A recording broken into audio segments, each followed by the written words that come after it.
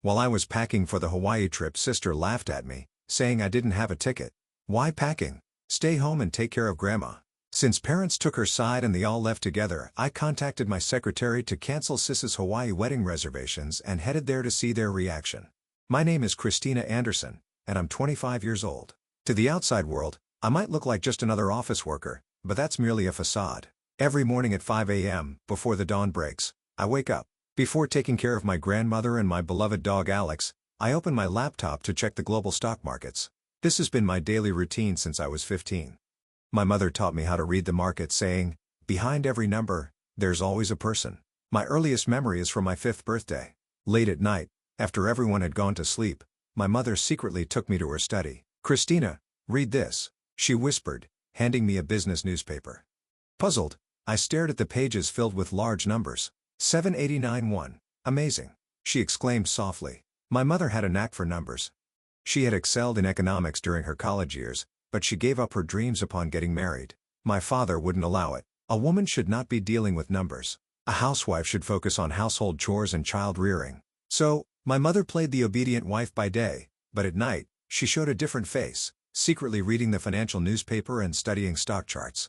I was the only one who knew this side of her. There's always a life behind the numbers. I was captivated by my mother's secret hobby. While other girls played with dolls, I quietly studied stock lists with her. "This company seems promising," she would say, sliding her finger across the page. "Their new product is likely to change people's lives." Meanwhile, life at home was suffocating. My father's words were always commanding. "Christina, you're the younger sister, so show more respect to Joseph." My brother Joseph was 4 years older. Simply because he was a boy, my father always prioritized him. Joseph's demands escalated over the years. "Do my homework for me. My room is messy. Did you clean it properly? My friends are coming over, so stay out of the room." My mother tried to protect me. "Don't treat Christina like that." But my father and Joseph remained unchanged. "Don't spoil her," my father would yell. "A girl must be obedient." When I was 10, my mother taught me my first investment. "This is your allowance, $100. She said, handing me an envelope. "Let's buy some stock in a company you like." I thought hard about it. At that time, game consoles were popular among my friends. Together with my mother, I read the financial statements of that company. "Look here," she pointed. "See how the sales of the new product are increasing?" A year later, that investment had doubled. By the time I was in middle school, my mornings began with checking stock prices on the computer. On weekends, my mother and I would read economic books in the library or study stock graphs on the computer. "See how this line is going up? That represents the hopes of many people." My father, overhearing our conversations, would sigh. "Here we go again. Girls don't need to bother with numbers, go prepare dinner instead." Outwardly, my mother obeyed my father, but she was always on my side. "You have talent. You can make your own choices in life. Don't let anyone dim your light." However, an unexpected event struck us one summer when I was 14. My mother was diagnosed with cancer. It was an aggressive form of gastric cancer, and it progressed rapidly. 6 months later, she passed away abruptly. The sudden parting left me without my most important confidant. On the day of the funeral, my father and Joseph cried, but their tears didn't last long. "Christina, from now on, you'll take care of all the household chores. Do your mother's part as well." It was as though he spoke of losing just another household helper. After the funeral, while I was sorting through my mother's keepsakes, I found a letter to my beloved Christina. "If you are reading this, I must be gone. But I have something left for you. I have deposited $10,000 in a bank safe. This is the money I saved up little by little over 10 years, for my part-time job earnings and cutting down on our grocery expenses. You have a talent for numbers, a knack for reading the markets. You can achieve the dreams I couldn't. Use this $10,000 as your starting capital to follow your own path, but keep it a secret from your father and brother until the right time. With all my love, Mom." I was determined. I decided to invest the $10,000 my mother had left me. Following the investment principles I learned from her, I chose the stocks carefully. It was a period of rapid growth for technology companies. The stocks I chose started performing better than expected. I devoured investment books at the library after school. I studied my mother's old economic textbooks over and over. I would stop by my maternal grandmother's house to use her computer. All transactions were done secretly using my grandmother's computer, so that neither my father nor my brother would notice. "You're late again. Get dinner ready," my father would say irritably. "Sorry, I was studying at the library."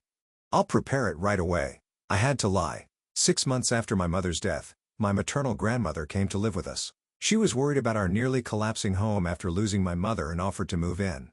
My father and brother, seeing it only as an increase in someone to handle the chores, did not oppose my grandmother's living with us. She brought along her golden retriever, Alex. For me, suppressed by my father and brother, the time spent with my grandmother became a precious healing period. I especially loved the time we spent walking Alex. It was a time where I could talk with my grandmother alone, undisturbed. "Christina, you are free to follow the path you love." My grandmother would always say, "Your mother would have wanted the same." Thanks to my grandmother, I was somewhat relieved from household chores. I used that time to read the investment books left by my mother and analyze market trends. It was my way of conversing with my mother.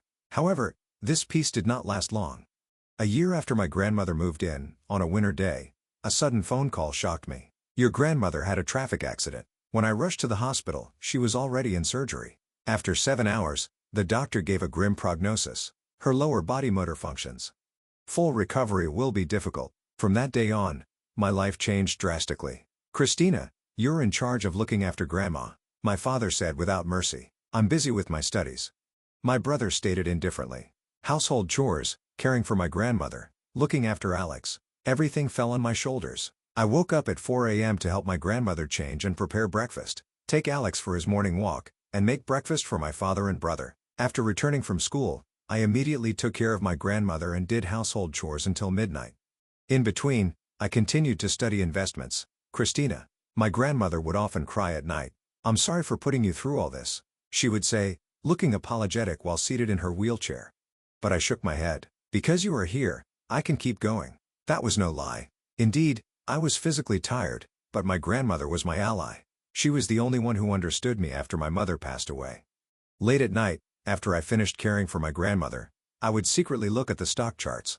I felt my mother's intuition growing within me. "Christina, are you staying up late again?" my grandmother would ask worriedly. "It's okay. Just a little longer." Despite being the one cared for, my grandmother was always worried about me. Sometimes she would tell me stories of my mother's youth, about how my mother secretly studied economics, and how she learned stock investing behind my father's back. "Your mother also had the same light within her." My grandmother's words were my support against the unreasonable demands of my father and brother, and the ever-increasing burden of household chores. Still, I never gave up on my dreams. A year later, my initial investments had already tripled. At 17, a major turning point came. The assets I was managing caught the eye of an investment advisory firm. "I'm interested in your investment strategy," said an email from Richard Harrison, the CEO of a long-established investment advisory firm. At first, I hesitated. What could I, still a high school student, possibly contribute? But this might be a chance to continue my mother's path. It was my first interview. In the reception room of a high-rise building, I sat across from Richard, nervous. "I've seen your investment record," he said in a calm voice. "You have remarkable intuition and analytical skills. It's a natural talent." From that day on, my life changed significantly. After school, I interned at the investment firm. At night I managed household duties and cared for my grandmother while doing corporate analysis online. My father and Joseph didn't notice the change. Perhaps they simply chose not to notice. In their eyes, I was just a useful child, a convenient presence who managed household and caregiving tasks. "Christina, what's for dinner tonight? Is the laundry done? Are you managing Grandma's medication properly?" Those were their only words to me. Joseph, who had spent his college life idly and barely graduated, got a job at a small to medium-sized company through my father's connections. Although his job was in sales, rumors were he hardly worked and was out partying every night, but my father seemed unconcerned. "Christina, you're hardly ever home these days." Joseph, unusually home early one night, slurred his words with the smell of alcohol. "I've done all the housework, right? I'm busy with my studies," I replied quietly. "It's not just that. Who's going to take care of Grandma and Alex when you're not home? I take care of them every morning and night. During the day, I've asked a helper to do that." "A helper? Who's paying for that?" "It's okay. I've managed to get a helper at a reduced rate from an acquaintance." My father had completely handed over financial management to me. He didn't even check the bills, oblivious to the costs of caregiving services. Even if I left the monthly payment statements on his desk, he never looked at them. In fact, I had already earned enough for my investments. I secretly covered the expenses for my grandmother's premium care services, Alex's grooming, and even the utility bills that my father and brother were supposed to pay. Unbeknownst to them, I was the one supporting our household finances. But I never spoke of it to my family, believing they wouldn't understand even if I did. Moreover, if it became known, it would also reveal the investment talent I inherited from my mother. My father and brother only saw me as a mere household helper. They could never understand my true self. By the time I was graduating high school, my managed assets had exceeded $1 million. I decided not to pursue college and instead accepted a job offer at Richard's company. It was spring, just before my high school graduation, when my father unexpectedly showed interest in my future. "Christina, what are you going to do after you graduate?" he asked during dinner one day. He probably asked because he saw the graduation ceremony invitation. It's already been decided. In reality, I already had a job lined up at the investment advisory firm after graduation, a decision made by Richard to rejuvenate the company. "Oh, where?" "At Nova Quantum Capital." My father tilted his head. "What's that?" "Never heard of it." "It's an investment advisory firm. I'll be working under the CEO, Richard Harrison." "Ah, some small company then?" My father lost interest and resumed eating. Joseph snickered. "New employees have it tough. You didn't even go to college. You can still handle the housework as usual, right?" His condescending attitude made me quietly sigh.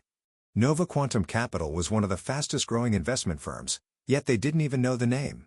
"Of course, I'll take proper care of Grandma, and don't forget Alex's walks, and doing the laundry," Joseph commanded. "I know." My father indifferently opened the newspaper, and Joseph started fiddling with his smartphone. They had no interest in my life, my job, or what the company did. Their only concern was whether I would continue to perfectly manage the household, caregiving, and pet care as I always had. That night, as I read investment books in my grandmother's room, she whispered softly, "I read about your company in the newspaper. It's an impressive company, isn't it?" Tears welled up in my eyes. Among my family, only my grandmother truly saw who I was. By that time, I had secretly started preparing to establish my own company, a new investment platform centered around AI. I wanted to create a system where everyone could have fair access to investment opportunities, realizing my mother's dream with modern technology. I felt that this was my mission. "Christina, you have talent.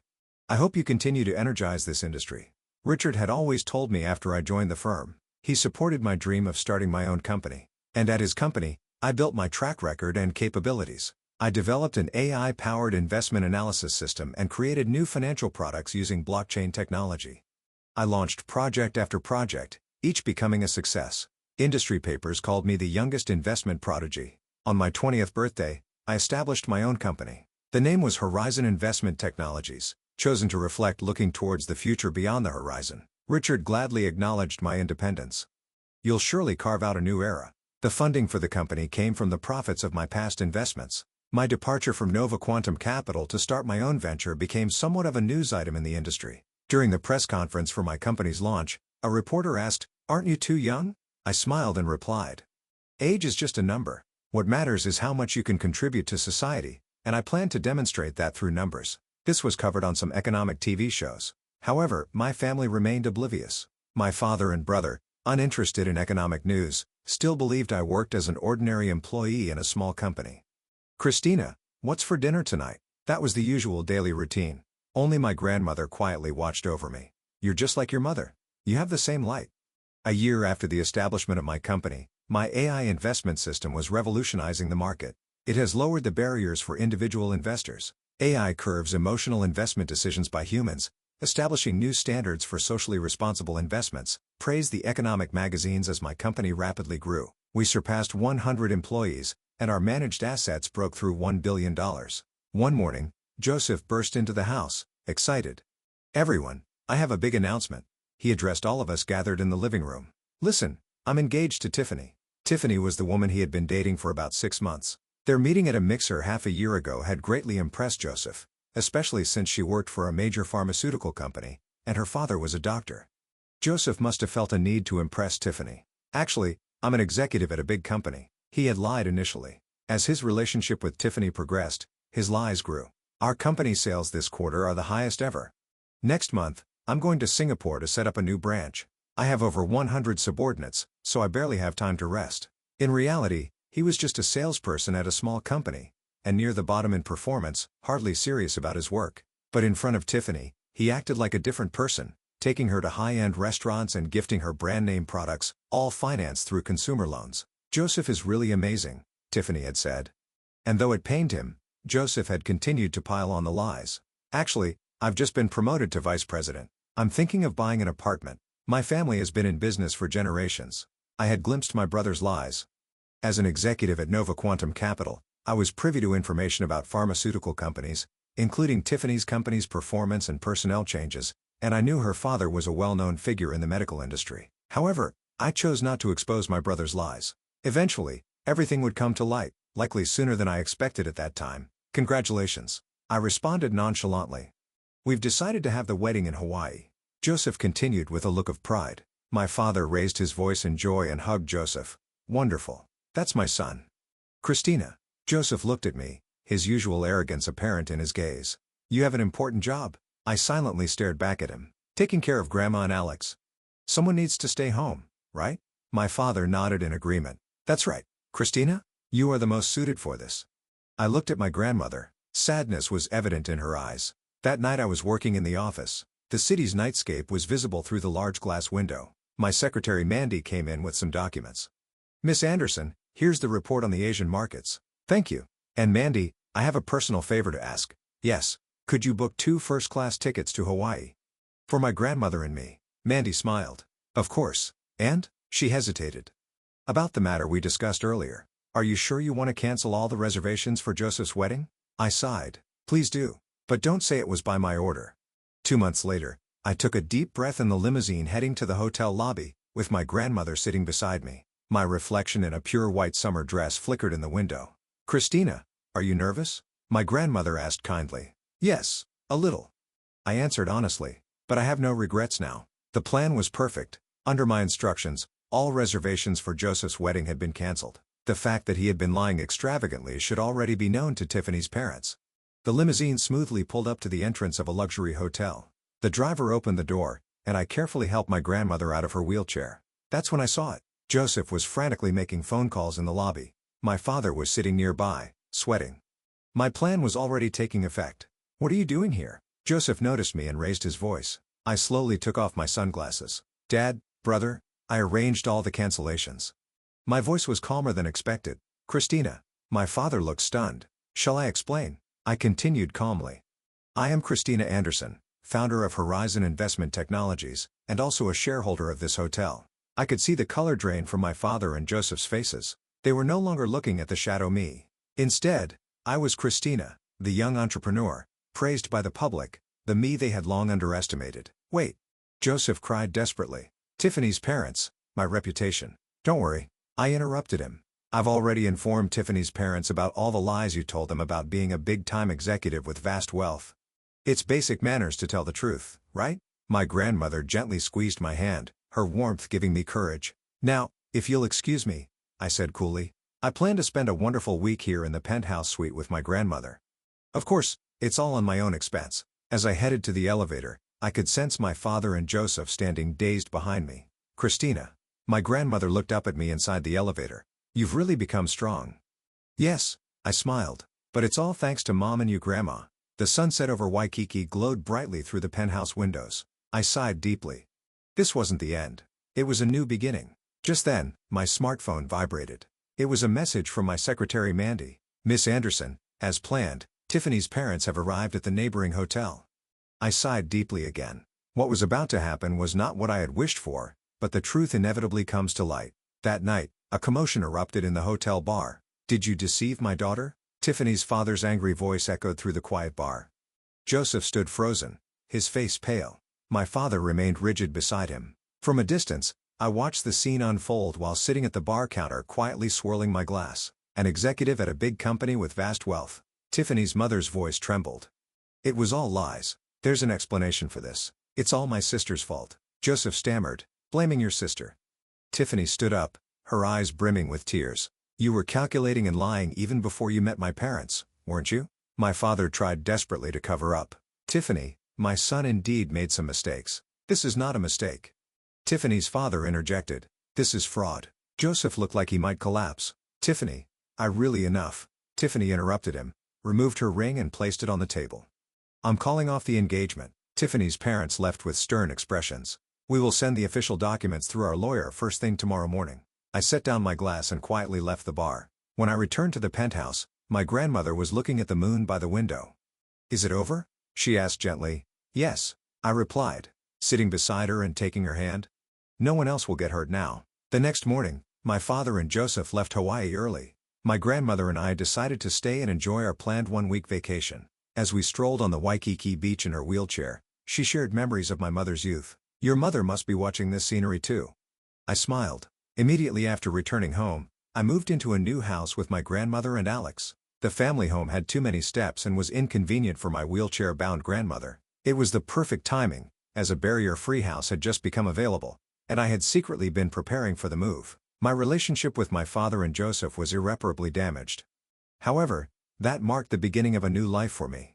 A few weeks after the events in Hawaii, a letter arrived at my office. It was from my father, including documents from Tiffany's parents' lawyer. Joseph was facing a claim for $50,000 in damages, $78,000 in cancellation fees for the wedding venue, $43,000 for refunds and related costs to guests, and an additional $50,000 in other damages. My father and Joseph must have been shocked by the amount.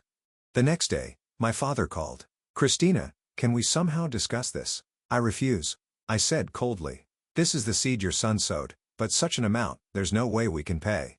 "Fraudulent actions have their consequences," I interrupted. "His behavior is already the talk of the company." I hung up without waiting for his response. "It appears your brother will be dismissed," my secretary Mandy informed me. Tiffany's parents had taken legal action, and Joseph was to be fired from his company. My father also had to leave his company. A father of a fraudster. Rumors had spread, and he found it too awkward to stay. They lost most of their savings, sold the family home, and moved to a cheap apartment in the suburbs. Joseph tried to find a new job, but to no avail. He ended up working part-time at a night bar. Given his history of not saving and spending frivolously, even maintaining a normal life would be challenging. My father, too, unable to find work again due to his age, and with savings running low, had lost all his former dignity. Occasionally, I heard rumors about them. "I saw your father waiting for the supermarket's time sale. Your brother works late into the night at his part-time job." I listened indifferently. This was the retribution for their actions. Sometimes, my grandmother worried aloud. "I wonder if those boys are all right, Grandma." I held her hand. "There are consequences to one's choices." My father and Joseph would struggle for many years to come. The financial penalties were a fitting punishment for their arrogance. I turned my attention to the documents for a new project. There was no longer any need to think about them.